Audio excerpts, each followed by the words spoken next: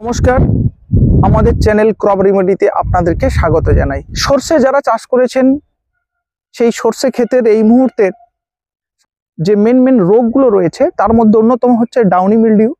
আপনারা স্ক্রিনে দেখুন, দেখাচ্ছি আপনাদের সিমটমগুলো। হোয়াইট রাস্ট বা সাদা মরচে এবং ধসা বা পাতা পচা, এই ধরনের রোগগুলো মূলত কিন্তু আমরা আলোচনা করব কিভাবে এই সর্ষে ক্ষেতের রোগ সুসংহত উপায়ে নিয়ন্ত্রণ করবেন। সর্ষে চাষের ক্ষেত্রে 5-6টি জিনিস আপনারা মাথায় রাখবেন। প্রথমত, ক্ষেত্রে যখন নাঙল দেবেন সুন্দর করে নাঙল দিয়ে নেওয়া। দ্বিতীয়ত, আপনার এলাকার উপযোগী যে সর্ষের জাত সেই ধরনের জাত আপনারা ব্যবহার করবেন এবং সেটা রোগ প্রতিরোধী, রোগ পোকা সহনশীল এই ধরনের জাত ব্যবহার করবেন।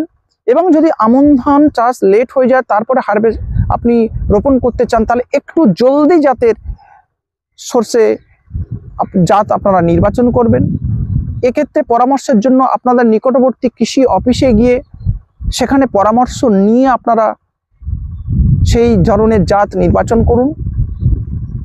4, আপনারা জমিতে অবশ্যইভাবে জৈব সার প্রয়োগ করুন। তাহলে দেখবেন আপনার মাটির মধ্যে জীবাণুদের কার্যক্ষমতা, উপকারী জীবাণুদের কার্যক্ষমতা বৃদ্ধি পাবে এবং গাছ খাদ্য গ্রহণে সক্ষম হয়ে উঠবে। সেই সাথে সাথে আপনার ক্ষেতটাকে আগাছা পরিষ্কার রাখা। আগাছা মুক্ত থাকলে কিন্তু আপনার রোগ এবং পোকার আক্রমণ অনেকটাই কমে যায়।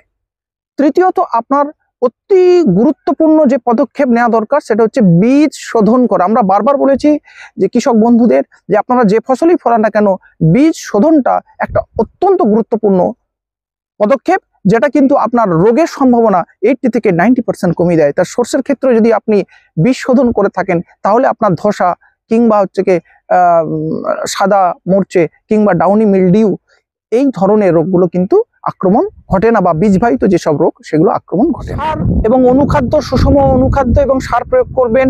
সেই সার প্রয়োগ করার সময় মূল সারের সঙ্গে অবশ্যই অ্যাজোটোব্যাক্টর বা পিএসবি, ফসফেট সলিবিলাইজিং ব্যাকটেরিয়া, এই ধরনের জীবাণু জাত যেসব সার রয়েছে সেগুলো অবশ্যই ওর মধ্যে দেবেন। এইগুলো ব্যবহার করবেন।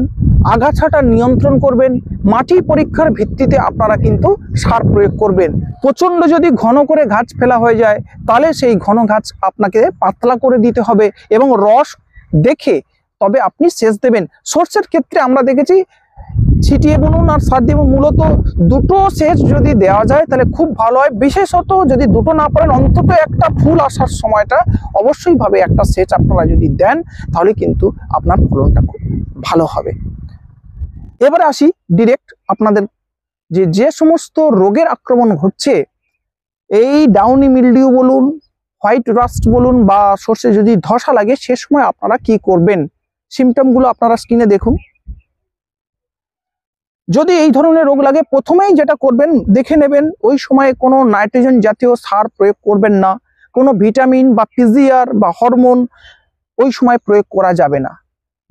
দ্বিতীয়ত, আপনারা সেচটা নিয়ন্ত্রণ করতে হবে। মাটি যখন আপনারা নাঙল দিয়ে তৈরি করছেন সে সময় যদি ট্রাইকোডার্মা ভিরিডি কে জৈব সারের সাথে মিশিয়ে আপনারা খেতে প্রয়োগ করেন তাহলে কিন্তু আপনাদের এই রোগের আক্রমণটা অনেকটাই কম হবে। আর অনেক সময় আমরা দেখেছি যে আমরা আমন ধান চাষের পরে মূলত ছিটিয়ে আমরা সর্ষেটা রোপণ করি। এই আমন ধান যখন হারভেস্টিং আমাদের লেট হয়ে যায়, লেটে আমন ধান তোলা হলে তখন সর্ষে ফেলার টাইমটা আমাদের লেট হয়ে যায়। আর যখনই এই লেট হয় তখন কিন্তু আপনাদের রোগ এবং পোকার আক্রমণ অত্যাধিক বেশি চলে আসে। বিশেষত জাপ পোকার আক্রমণ বেশি হয়ে যায় লেটে যদি আমরা সর্ষে রোপণ করি। তাই আমাদের চেষ্টা করতে হবে যে আমন ধানের যে ভ্যারাইটি, অর্থাৎ বর্ষাকালে যে ধানটা আপনারা চাষ করবেন সেটা সবসময় আর্লি ভ্যারাইটি যদি একটু ধান চাষ করেন তারা ঠিক টাইম মতো সেটা হারভেস্ট হয়ে যাবে এবং আপনি সর্ষে বোনার সঠিক সময়টা পেয়ে যাবেন। আর সবচেয়ে আরেকটি গুরুত্বপূর্ণ কথা, যখনই এই ধরনের হাইব্রিড বলুন বা যদি সর্ষে আপনারা চাষ করতে চাইছেন, এর প্রতিরোধী জাত, রোগ প্রতিরোধ সহনশীল এবং প্রতিরোধী জাত যদি চাষ করেন তাহলে দেখবেন আপনাদের রোগটা অনেক কম লাগবে। এবারে আপনাদের আসি, যদি আপনাদের এই ধসা বা ডাউনি মিলডিউ কিংবা হোয়াইট রাস্ট আসে, আমি 2-3টে রাসায়নিক নাম বলবো, এর মধ্যে যে কোনো একটি আপনি প্রয়োগ করবেন, দেখবেন এটা আপনার সম্পূর্ণ নিরাময় হয়ে যাবে।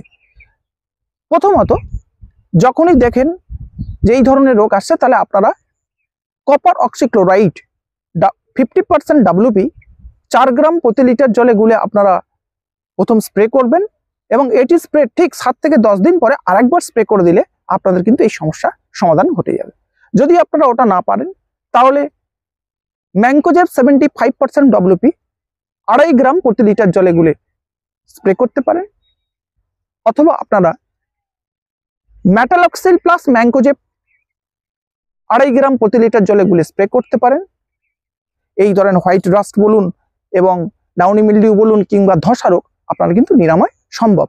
তবে দুবার স্প্রে করবেন, প্রথম স্প্রে 7 থেকে 10 দিন পরে আরেকবার স্প্রে করবেন। এই যে ডাউনি মিলডিউ বলছি বা সর্ষে ক্ষেতের যে সালফারের চাহিদা, আপনারা যদি সালফার 80% WG-টা একবার ব্যবহার করেন, এর 2-3টে কাজ আছে।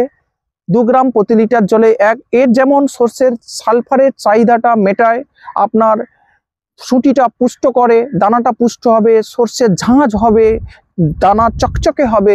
সেই সাথে সাথে আপনার কি যদি ডাউনি মিলডিউর মতো রোগ আসে, সেই রোগটাও নিয়ন্ত্রণ করতে পারে এই সালফার। তাই আপনারা সালফার 80% WG-টা আপনারা অবশ্যই ভাবে একবার স্প্রে করবেন।